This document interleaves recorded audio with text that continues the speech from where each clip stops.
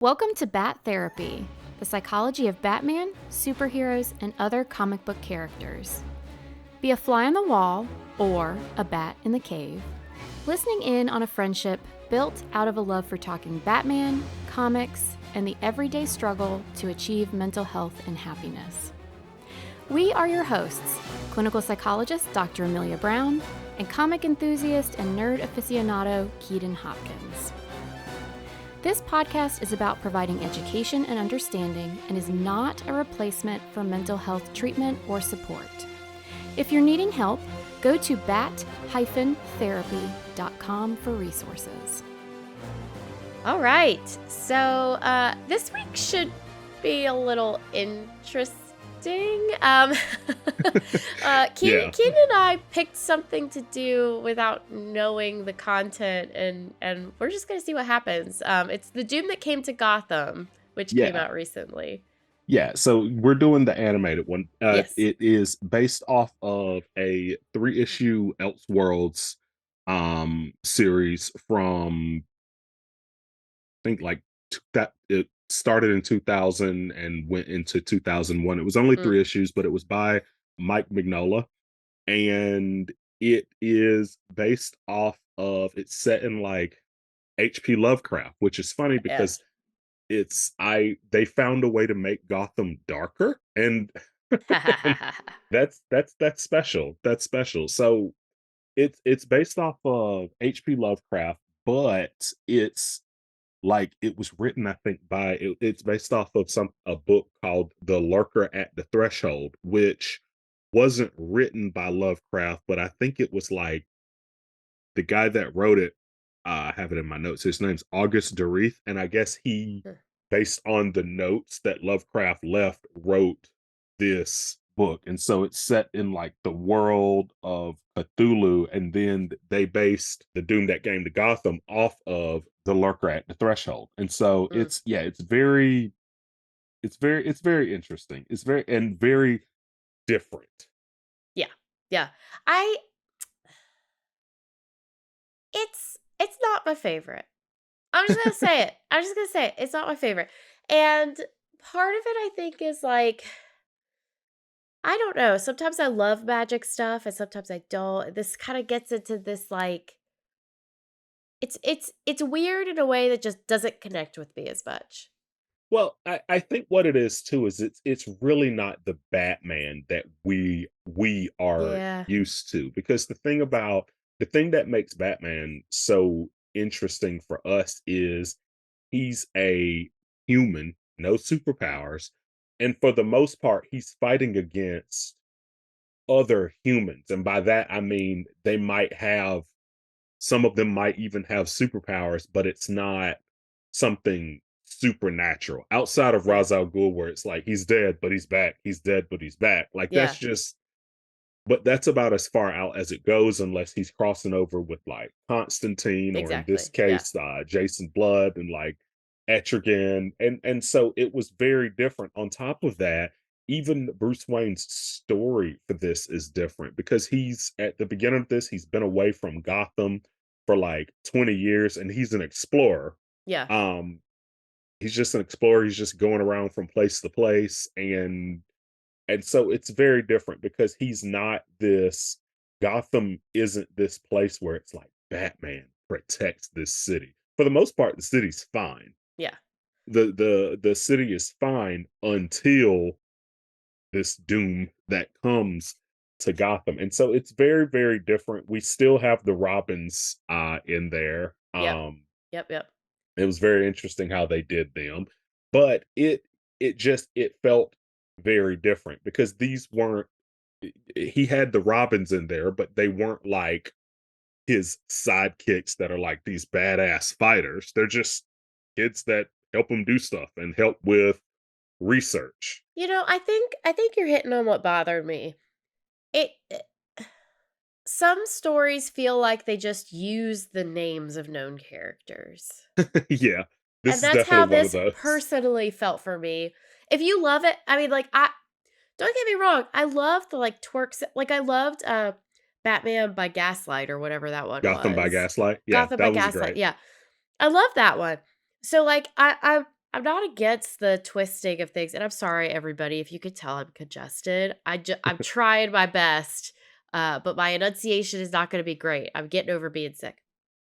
Um, but yeah, I actually love some of these kind of crossover things, but this one, I think you're right. There wasn't enough Batman in it. Yeah.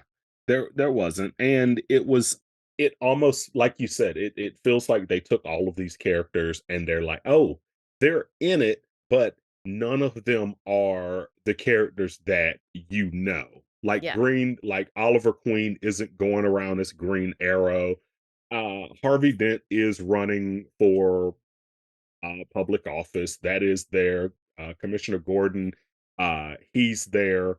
But all of these characters are just different. Oracle's in it, but she's not like the crime fighter Oracle. She's Right. literally an Oracle. uh, and and so that's different. Poison Ivy's in it, but she's like a weird zombie possessed Poison Ivy. Everything's just weird. Yeah, Which, it's hey, I love me some weird, but yeah, it was just not my kind of weird. it's it kind of reminds me of if like I was watching a regular action movie and then someone was just like, "Hey, this isn't John McClane, it's Bruce Wayne." Mm, And that terrorist right there, that's not Alan Rickman, that's the Penguin. Like, it just felt uh, like they took a story that yep, wasn't really a Batman story at all and yeah, then just kinda made it. yeah, But there were some really interesting things in it that I did like. So, one of the main things is this story is all 100% magic. It's all magic and mhm, mythical creatures, and Bruce is just this fish out of water because he is just strictly a man of science, and that's not a thing, and you can punch anything. Like he's very interesting in that he is in this world, but he doesn't really believe it until the end, which is funny because you can really get stuck on living by your own rules. And sometimes it's hard to undo them when you're really, really locked in yeah. on these are the rules of my world. They can't be changed. But it's like it basically happened so much to him that finally he was like, okay, maybe magic is real. Yeah, he definitely embraces the magic at the end for sure. And Yeah. I did, so one thing I did like that I think they alluded to a bit in a way that I guess if you know the original stories, it's nice to kind of key into, but with Oliver Queen and Bruce Wayne, there's definitely this legacy component that Yes. I do think was interesting. I kind of wish they had delved a little deeper into that a bit. But this Same. whole kind of sense of how much do you have to live by, what your father did, whether it's atoning for it, whether it's Yes. building off of what they've done, so, like, how much does the son have to follow in the father's footsteps or, essentially fix what the father has broken? That he Oliver Queen was one character that I really honed in on watching this because he was the most to me, he was the most interesting Yeah. character because you see him, he's like borderline alcoholic, it seems like, Mm. and he's just at one point he gets drunk and he's just like talking about how great Bruce is and how sorry he is for the sins of his father because Yep. basically in this universe, Oliver Queen's parents are the ones responsible for the murder of the Waynes. And he's the one that's living with that guilt because he's such close friends with Bruce and he hasn't told him. And it's interesting. It's having secrets can eat at someone. It Oh, yeah. they really can, and you don't feel like yourself, you don't feel like the same person because it's this huge weight. It's just another kind of baggage. Like the Mm, same way that I feel like you can have trauma, that's baggage, or mm. go through a breakup and that's baggage. Holding on to a deep dark Mhm. secret like that is, I feel like, another form of baggage, and you can just see it just like all over him throughout the entire Yeah. movie until he confesses. Well, and there's the word secret, I think, even kind of hits on something because you're not gonna tell everything, everyone wait, sorry. You're not gonna tell everyone everything all the time. Right. First off, it's just physically impossible or temporally impossible. There's not enough time and energy and everything in the world to be able to do that. Also, not everyone needs to know stuff. So, you kind of prioritize who needs to know what. You also there just might be certain people that understand who can take information differently. But Right. there's a difference between, "Oh, I just haven't told someone something," and, "Oh, I'm holding a secret from that Yes. person." There's an importance to that you're placing on it, whether it needs that importance or not. Sometimes we hold things in and we keep it secret, and uh it doesn't have to be, and we're actually putting a lot more value onto it or Yes. pressure onto it than is necessary, and the other people actually can handle it better than we think. Um, Yes. Other times it might be something like, "Hey, telling your friend, 'Yo, my parents, they're why your parents are dead.'" Like, okay, yeah, I get it. I get why, That's you're the a little yeah. concerned about that one, you know? Um, but when it comes to a secret, holding something in, that's something where you're creating this boundary between you and someone else. And a lot of times that can pull for you were mentioning guilt. So guilt related to what the situation might be. It can also really bring on a lot of loneliness and this sense of people cannot understand me because there's this information that they do not have. Yeah. That's a good point. And it's, part of me wonders how he was before Bruce came back because uh apparently, according to this, Bruce had been gone for 20 years. yeah. Bruce has been gone for 20 years, and I guess he just picked up orphans along the way, like, because he's As still, Bruce yeah, does. as Bruce does, right? That's just his thing. He's like, "Oh, you don't have anything to do. Come along." And he's just been on the move. But part of me wonders if this reaction is because Oliver's like all of it just kind of came back to him because Uh, you can hold on to a secret, and it's easy to hang on to a deep dark secret if the people involved aren't around, oh yeah. right? Like, if I have a deep dark secret, it's not gonna bother me at Walmart or at the gas station, but if I'm at, like, the family reunion, it's like, "Oh, Well, it uh" depends on the secret, right. but what you're getting Definitely. at Yeah. what you're getting at is what what what what what do we tie into something? Yeah. So what triggers me to think about this thing? And then when I think about it, it kind of layers on all the stuff we were talking about, guilt and feeling bad and all that stuff. And so depending on what that secret is, some secrets unfortunately a lot of stuff might bring it up. Maybe going, I don't know, there might be something about like being just around people in a public space, for example, that makes you think of whatever it is you're holding back. Yeah. And then a place like Walmart, yeah, you're gonna think about it. Yeah. But you're absolutely right when it comes to kind of the things that we choose to hold in.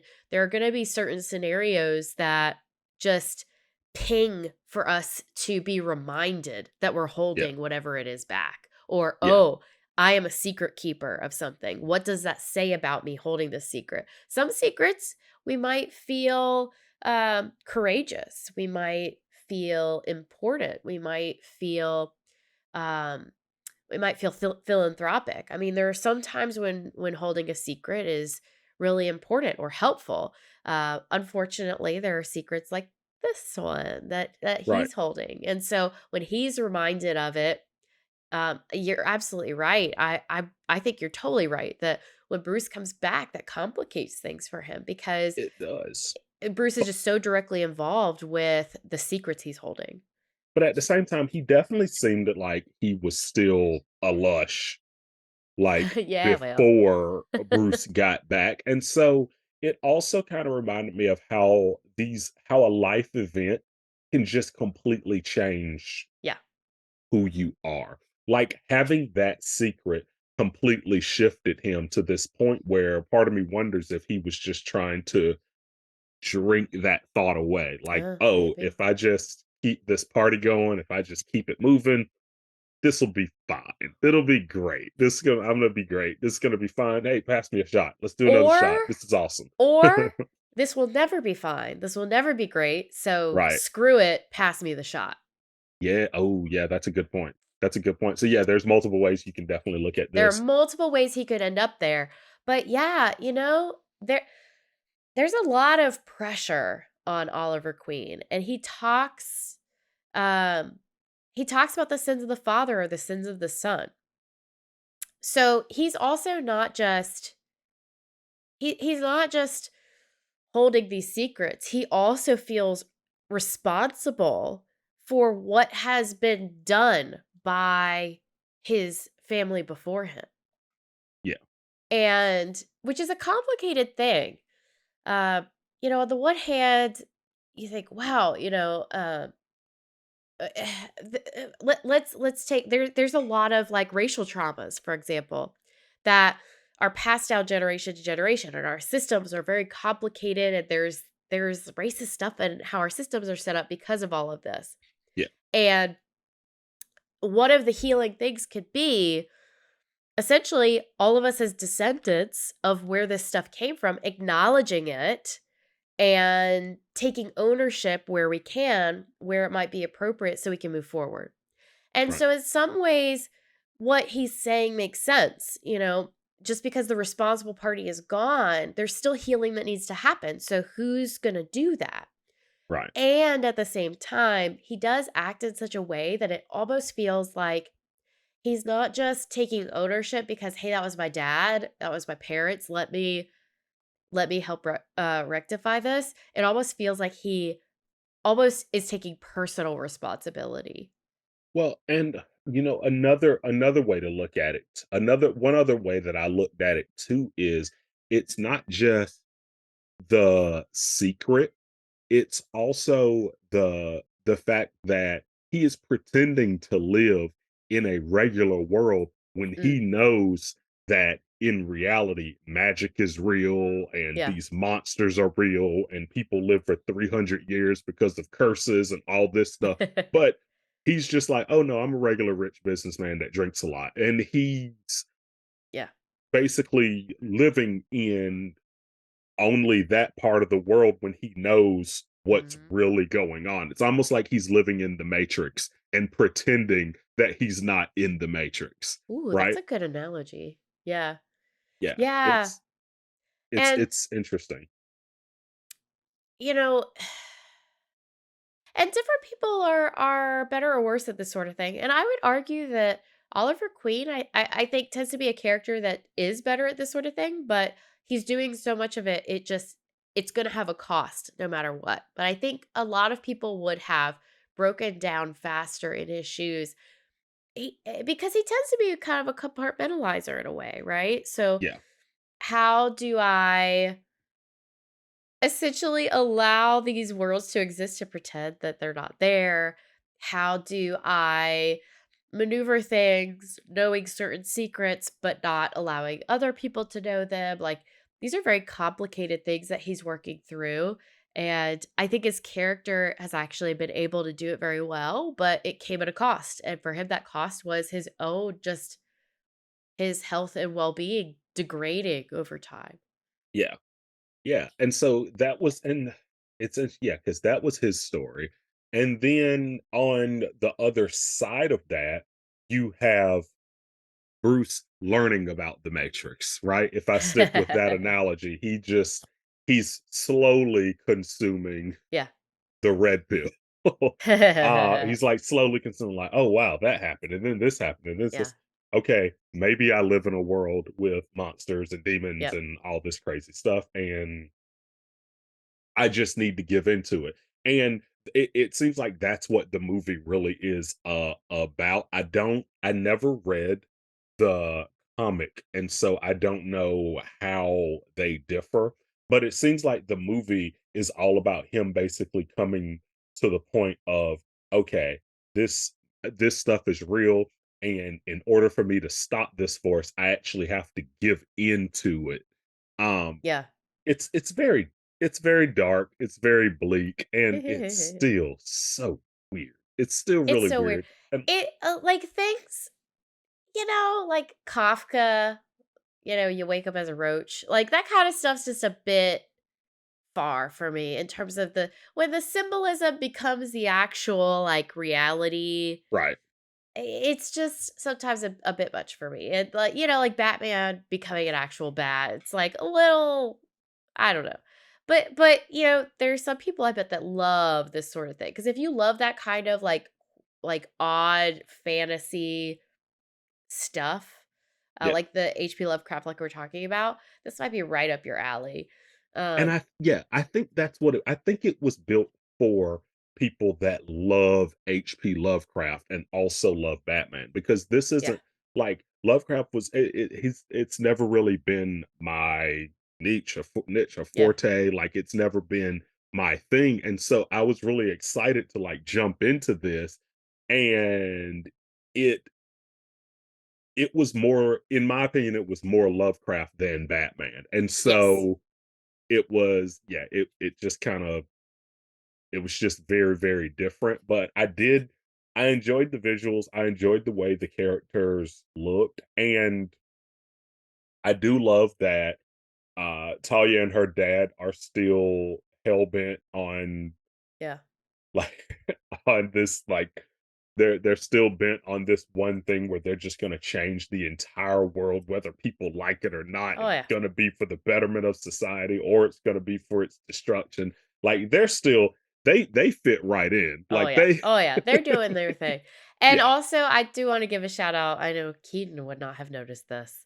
But Lucius Fox, the guy who plays Tuvok from Star Trek Voyager, voices Lucius Fox, and I Oh did enjoy that. wow, yeah, I don't know anything about I know yeah, you don't know I don't even, any of the yeah. words coming out of my mouth right now, but some Enterprise. people out there will appreciate that. I know that word, enterprise. That's one of the words, right? Well, this was Voyager. It was a different spaceship. Wait, so there's Star Treks that don't have an Enterprise? So there are different ships. So Enterprise is one ship. So like the original Star Trek was on an Enterprise. Star Trek Next Generation was on an Enterprise. Right. There's actually an Enterprise show that was on an Enterprise. But then you have other ones like Voyager, which is on Voyager. And then Picard, they kind of hop around to different ships. Okay. Yeah, Okay. yeah. Yeah. Okay. Yeah. Um, Someday, Keaton. Someday I'll bring you over. yeah. Yeah. Nah. Yeah. Mm, It's all right, like you have some things I'm not into, I have some things you're not into. Yeah. yeah. Yeah. The way of the I world. I'm making this promise now. I Oh. will delve in, you're hearing it right here on the podcast now. I promise that I will delve into your Trek stuff. All right. All right. Yeah, we'll Promise. just have to find the right moment. Yeah. Yeah. Actually, next season might be the right moment. We can't wait to tell you guys about next season. It'll be fun. We're almost done with this season and then We we'll move are. on to next season, season Yeah. 4. So yes, maybe we can do Star Trek next season. Definitely, definitely. There was something else that I wanted to talk about with this. And one of the Mm, things that I think was really funny was, at no point does Alfred seem shocked with anything. yeah. And Yeah. it's, yeah, like he comes in, he's like, "Wait, there's a zombie in the meat freezer." Oh, okay. Like he's never phased, and it's really funny because like I said, these are people being introduced into a magical world, and it just made me realize, like, I feel like everybody knows someone where no matter what the news is that Yeah. you give them, they kind of react the way that like Audrey Plaza does in Parks and Rec, where it's like, "Oh wow, that's crazy." Like it's just, and it's like you're like animated and flapping your arms in the air like, "Oh my god, this is nuts." And they're just like, "Yeah, that's something." Like that was Alfred throughout this entire thing. He was just like, I'm not, it it's fine. Whatever. End of the world. I'll have tea. It's gonna be great." Yeah, yeah. Like he's That's pretty on the nose for Alfred. I'll give them that one. yeah. And then they did Harvey Dent really strange. Like he caught a disease that turned into a portal. It kind of Yeah. felt like Stranger Things by the end with his story.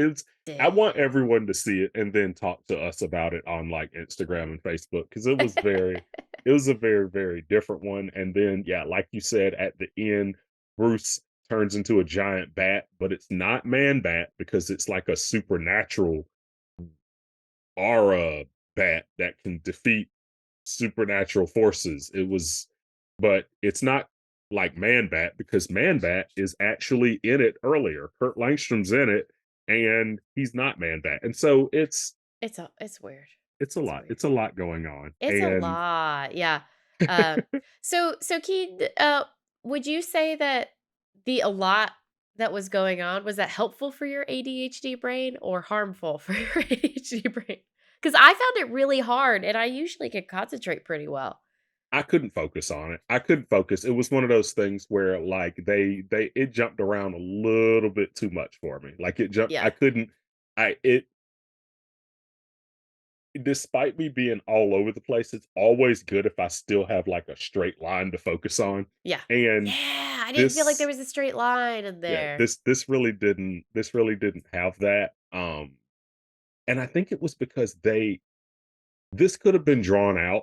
If the movie probably could have been twice as long and probably twice as better if they had like drawn out some of this Uh, plot lines. But like it from the very beginning, it felt really far fetched when they were like, "Oh, Bruce hasn't been back to Gotham in 20 years," and when he gets back, everyone's like, "Oh, hey, Bruce."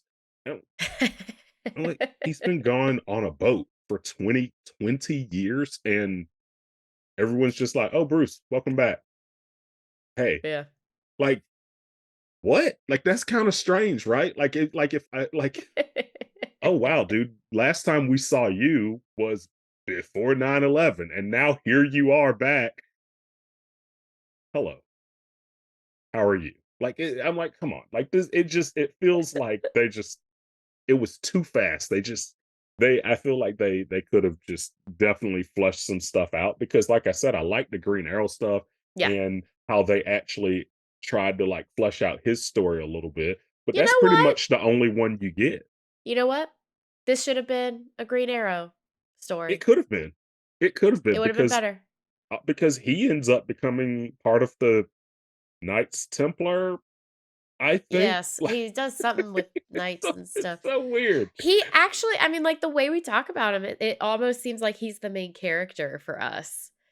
Yeah, because Bruce isn't very interesting in this one to me. Yeah. He's not really interesting to me. What's interesting is what they do with the side characters, which is very different. Like, for example, all the Robins in this, they're just red shirts. They're just like there to like, Hey, hey, look at that hey, Star I Trek know, I term. I'm know, I so know proud. things. I know things. See, yeah. But yeah, they're just there to be basically cannon fodder because they show up, they die horrifically, Yep. and then the story just moves on and everything's just like, "Oh, okay, back to the story." And then But there's Kai Lee, who's like a new Robin kind of situation. And so she just gets to yeah, watch everybody die. yeah, But I and think she she's lived to the end. yeah, because she was supposed to be based on Cassandra Cain. She Um, was?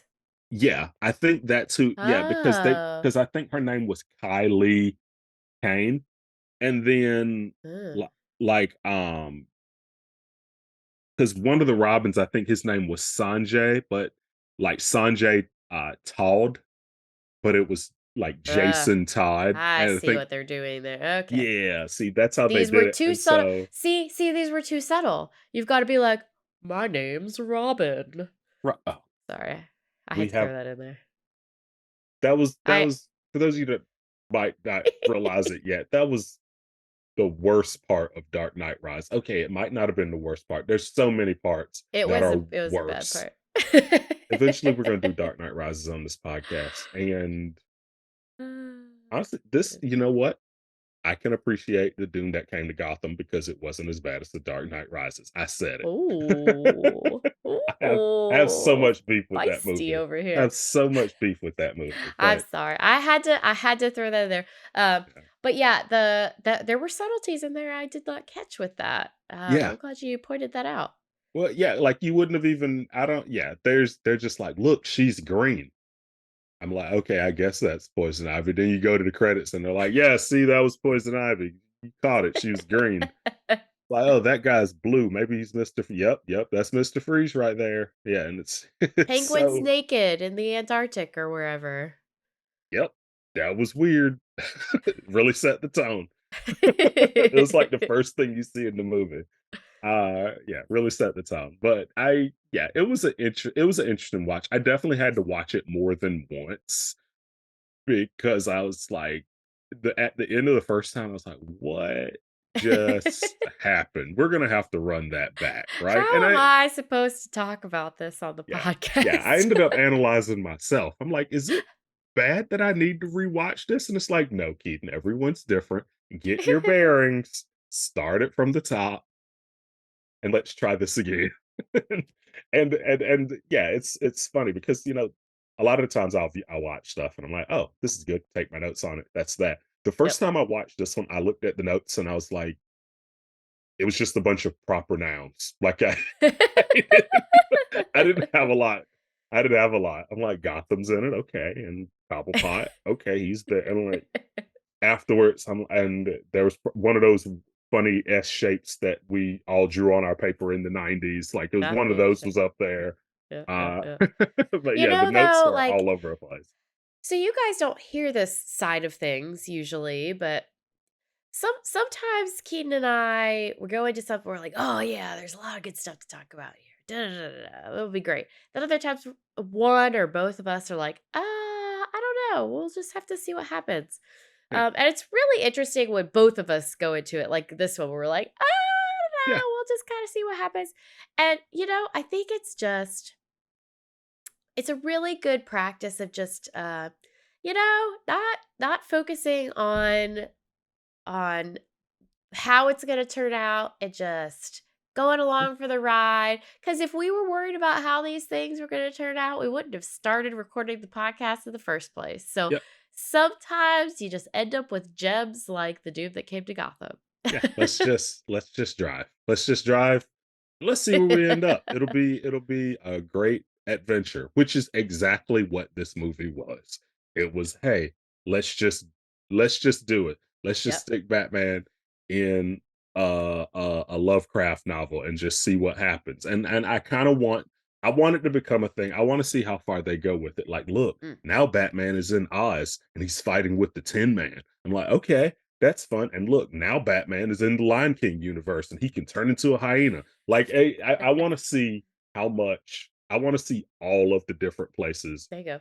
There you go. where we can just fit Batman. Because honestly, watching this, it made me realize he would be perfect for the Stranger Things universe. I'm like, I want to see Uh, Batman fight Vecna. I think well, and he can do it. don't they have one with Dracula? Am I making that up?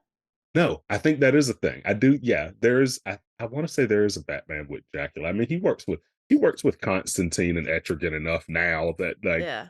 it's like, whatever. Let's do it. Yeah, yeah, and then, of course, the Gotham by Gaslight, you've got your Sherlock Holmes and well, there's Yeah.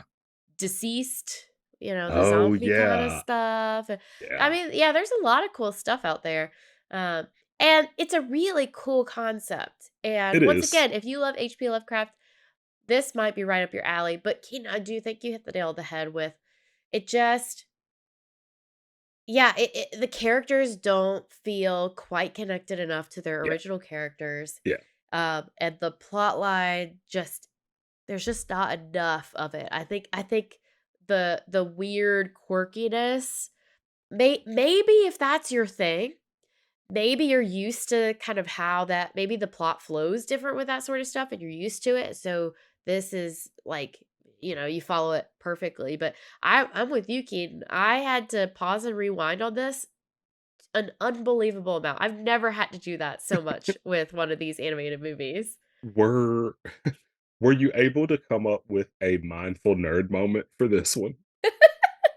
um, so Is it I mindful rewinding? I mean, maybe. That might have kind of been what I came up with. Oh no. The only thing I could come up with was, yeah, like losing and therefore like regaining your focus as, Yeah. as you're watching. I mean, we could do something where we, I don't know, did some sort of visual with somebody like we could be Batman, Bruce Wayne turning into a bat. There we go. Could be cool. Or I'm flying by the seat of my pants here. Uh could be Oliver Queen, like in his like knighthood armor. Trying to think if anything else comes to mind. I don't know. What do you think? Do you want to be Bruce Wayne turning into a bat? Do Um, you want to practice refocusing on watching the movie? What do you think?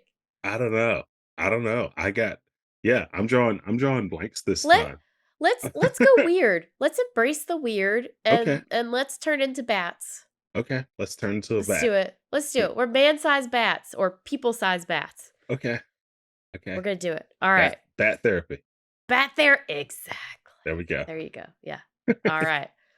So you know the deal here. Um, sit straight but comfortably.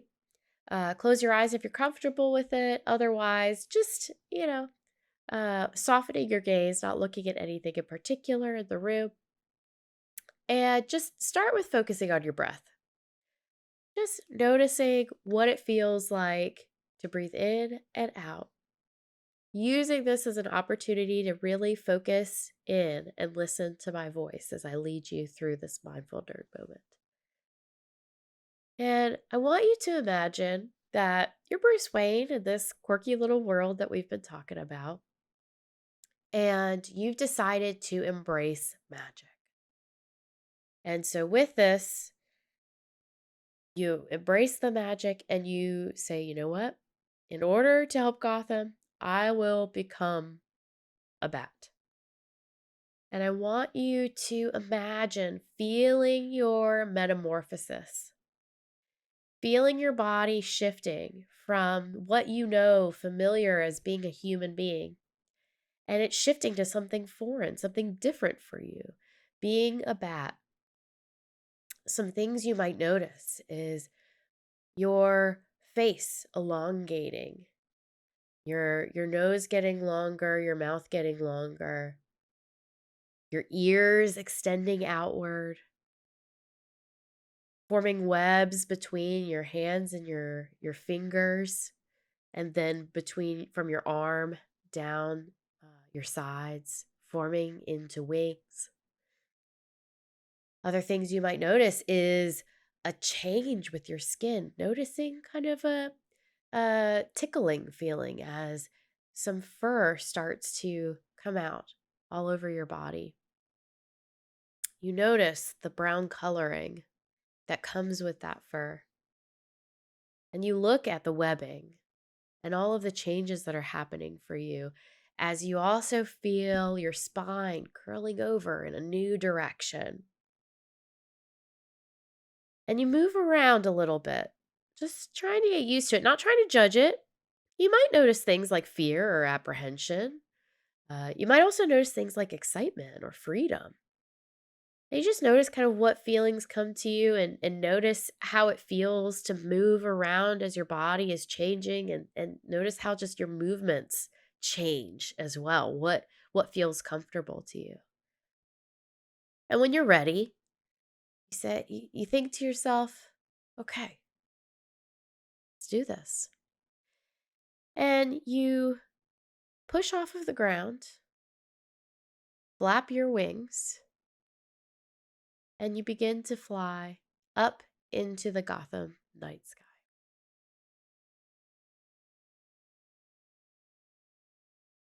When you're ready, we're going to switch from being bat back to being human. So when you're ready, just kind of gently land somewhere in Gotham. We don't want our bat selves to just kind of end up in a weird space. So pick a perch, land there. And when you're ready, I want you to start shifting from being in Gotham back to being where you are now, where you're seated, listening to the podcast. And I want you to shift back to focusing on your breath and noticing what it's like to feel like a human. Maybe moving your body a little bit, feeling, okay, here's those movements back, back before the transformation. And when you feel ready for it, open your eyes and we will wrap up the podcast. So how was that HP Lovecraft turning into a bat? That was really weird. That was really that was That's really what we were weird. going for. Yeah, Sweet. really weird. I think this one might have worked in reverse Oh, interesting. better. Like maybe like, oh wow, I'm that, but now I'm becoming normal again. Because I think about sometimes like how you're having such a crazy day and you're spazzing out and you like it can feel werewolf-esque Yeah. sometimes, I think. And then suddenly you're just like, okay, I'm calming down. I have Ah. coffee. I've eaten something. Uh-huh. Like, Interesting. So for yeah, you, it sounds like the turning into a bat, you actually there were certain, it sounds like, expectations or beliefs that you had about, like, hey, here's what I relate to being a bat. And it sounds like a lot of those kind of uh, tougher times where, yeah, yeah, we feel a little less human, or that part of our yeah, brain's not working because we're all over the place. yeah, Um, yeah. That's a very interesting point, and someone totally could actually. That's actually a really interesting idea. Where let's say you're feeling frantic and all over the place, or you're hangry, or you're feeling a little beast-like in some way, and you think to yourself, "Oh, it'd be good if I kind of tried to step back a little bit." You could imagine yourself as the bat shifting back into Bruce Wayne, or imagine yourself as a bat shifting back into yourself. yeah, That's a really interesting way of using that. yeah, yeah. I think I yeah, I think we that's I think you're gonna need mindfulness to watch this one. I really, really want our listeners to watch this movie. I really want y'all to watch it. Don't Yes. don't pay too much to watch it, but like watch it. Maybe Redbox. It might be at Redbox. Or by the time this one comes out, it might be on HBO Max or something by now. But yeah, it's very interesting. Like I would buy it, but that's because I'm a collector, as you can Mm. see. Like I would get it for that reason, just to be like, Yeah. y'all, I have it. But I don't know if I'll drift towards watching this one again because I gave it 2 watches and it was weird every time. So I won't drift back to this one, but I would love to find people who love it, because Yes. this is one of those movies that I go, that wasn't for me, but I think I would be fascinated to talk with someone who loved this, Right. because I'd love to hear what they saw and what they connected with that I just don't get. Yeah, I have a friend, my friend Richard, he loves Lovecraft. He like all of that lore and stuff like that. He really Yeah. loves it. And so I'm gonna definitely Yes. uh get him to watch it. I don't know, he might not be talking to me right now after how we made fun of Green Lantern. You But know, we'll see. uh, you gotta have thicker skin if you want that willpower. Yeah, and Green Lantern wasn't in this, so congrats to Green Lantern. Thanks for nerding out with us. I'm clinical psychologist Dr. Amelia Brown. Find me on social media at Crafting the Mind. And I'm comic enthusiast and professional nerd Keaton Hopkins. Check out my TV and movie reviews on YouTube at Team JBS. Check out our website at bat-therapy.com, our Bat Therapy YouTube channel, and follow us on social media. See you next week, same bat time, same bat channel.